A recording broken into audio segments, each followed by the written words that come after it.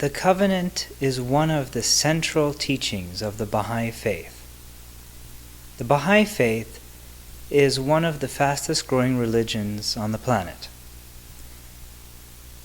Established in the middle of the 1800s, the purpose of the Baha'i faith is to unite all the peoples, all the races, and all the religions of the world together in one universal cause and one common faith.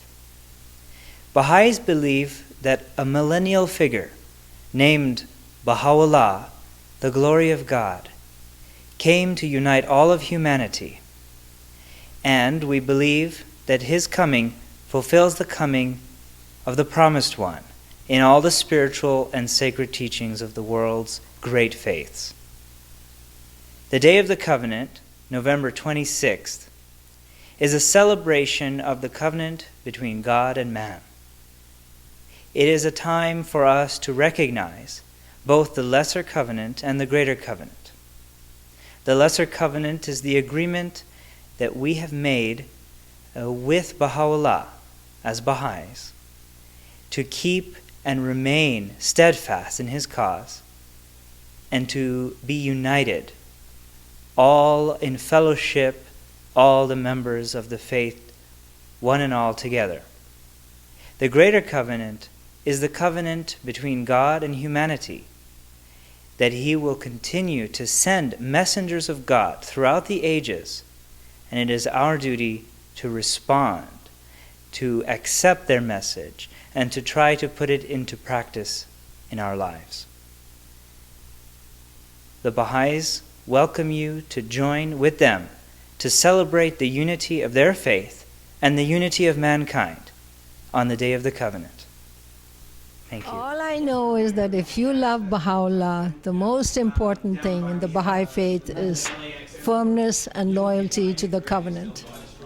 And, you can't question it. It's been established, the whole system has been established by Baha'u'llah, and loyalty is the most crucial thing. Well, the covenant to me is God's gift to mankind. It's his way of kind of reinforcing all his teachings over the past, hundreds of thousands of years. And to me, it's just kind of an instillment of God in us. The covenant means unquestioned loyalty to Baha'u'llah and his teachings, to his laws, and obedience to his institutions. And what it does, it serves as a foundation of unity for the entire Baha'i world community, and it provides the hope that we all need to ensure that the world will one day be united and will experience this goal, which is the Baha'i faith's goal of the oneness of the entire human race. To me, is a gift from God. It means everything to me because this is what we live by. This is our constitution, so to speak. And without it, we'd all get lost. Well, the covenant to me is like a precious jewel. And it gives me a purpose and something to live up to. Well, we are united in one faith. I mean, it's pretty much something we all have in common. I think of the covenant as a large umbrella in a rainstorm. As long as you're under the umbrella, you're protected. And the way you're protected and safe is by following the laws and the teachings of Baha'u'llah. I guess would be the lifeblood, the endeavor to obey. The significance of our growth is in the covenant, and so that learning more of it and becoming a better Baha'i, striving to achieve the goals as best we can, and to fulfill that covenant within our own hearts, knowing that we're striving to become better. We can only try to follow in the exemplar's footsteps, so it's going to be an ongoing process. But the covenant is like the lifeblood of the faith and the covenant to me, it's a binding contract between me and God, and it's like a promise that we've both made to each other, and that we promise to fulfill to one another.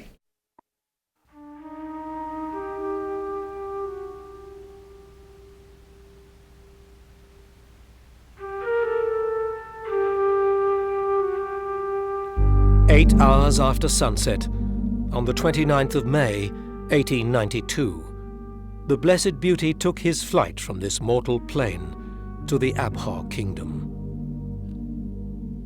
"The sun of Baha has set," were the words communicated immediately to the Turkish Sultan Abdul-Hamid. Suddenly, the Baha'i world found itself cut off from that divine source of revelation.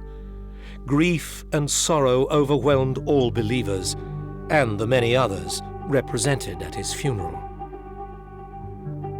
In his will and testament, the Kitab-e-Ahd, here shown in a transcribed copy, Baha'u'llah appointed his son Abdu'l-Bahá as the center of the covenant.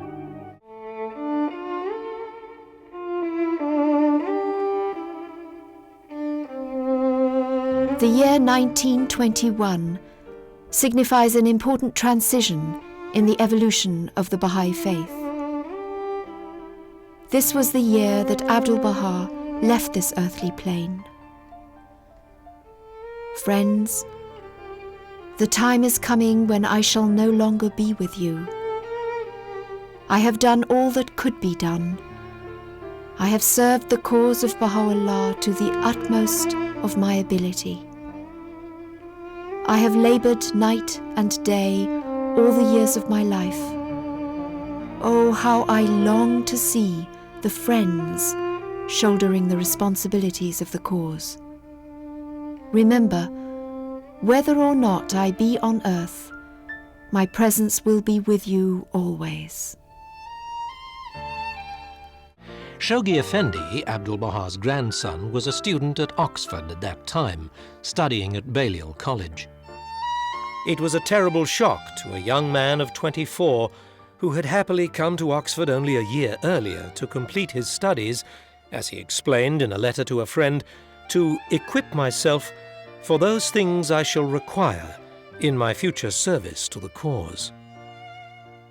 While in Haifa, before coming to Oxford, he had acted as the master's secretary and translator of his tablets.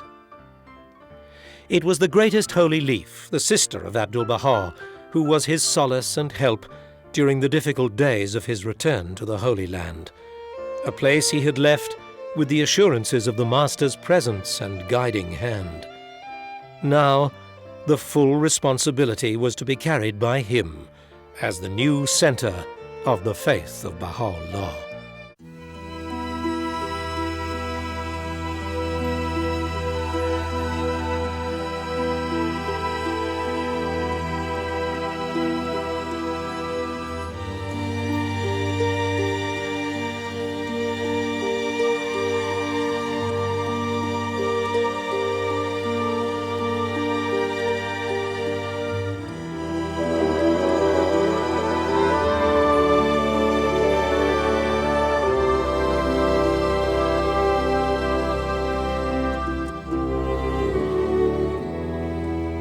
On the 4th of November 1957, Shoghi Effendi, the beloved guardian of the Baha'i faith, passed away in London. The Baha'i world lost its exalted and peerless leader. After the traumatic event at the ascension of Shoghi Effendi in 1957, the Hands of the Cause gathered each November for their annual conclave in the Holy Land. In 1963, London was the venue for the First World Congress commemorating the 100th anniversary of the declaration by Baha'u'llah in Baghdad, coinciding with the completion of the Guardian's 10-year teaching plan, which was crowned by the formation of the Universal House of Justice. Commemorating his proclamation of the Covenant of Baha'u'llah in 1912, Abdu'l-Bahá called New York the City of the Covenant. To the little band of his followers in America, he explained the truth of his mission. Through the Covenant of Baha'u'llah, a way has been opened for a new relationship between God and humankind in this age. The divine teachings must be sought, he said, for they are the remedies for the ills of mankind. The power of the covenant is the axis of the oneness of the world of humanity. Abdu'l-Bahá brought the community together in a feast of unity. He called on the Baha'is to promote the cause of unity among the nations of the world. I desire to make manifest among the friends in America a new light, that they may become a new people, that a new foundation may be laid and complete harmony be realized. For the foundation of Baha'u'llah is love.